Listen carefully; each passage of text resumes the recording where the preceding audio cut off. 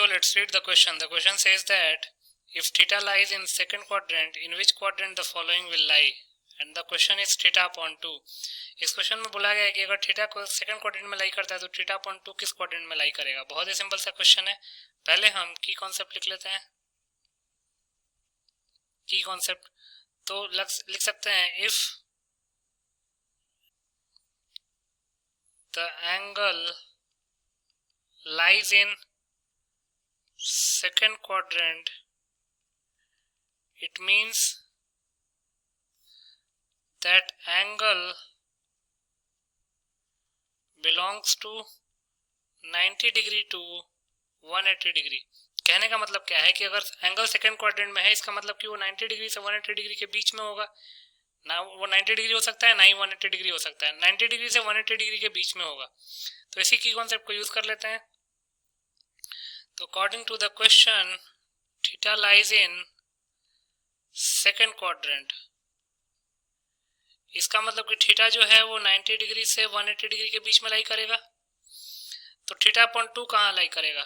Theta upon 2 के लिए हमको दोनों तरफ डिवाइड करना पड़ेगा 2 से। तो 90 डिग्री अपॉन 2 हो जाएगा 45 डिग्री और 180 डिग्री अपॉन 2 हो जाएगा 90 डिग्री। तो थीटा अपॉन 2 45 डिग्री से 90 डिग्री के बीच में लाई कर रहा है।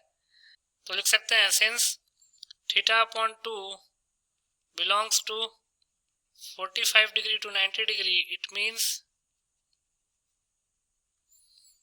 Theta upon 2 lies in first quadrant, क्योंकि for first quadrant angle should be between 0 degree and 90 degree. 0 degree से 90 डिग्री के बीच में होना चाहिए एंगल। तो चूंकि एंगल 45 डिग्री से 90 डिग्री के बीच में है, इसका मतलब कि फर्स्ट क्वाड्रेंट में लाई करेगा। तो आंसर लिख लेते हैं, हेंस फर्स्ट क्वाड्रेंट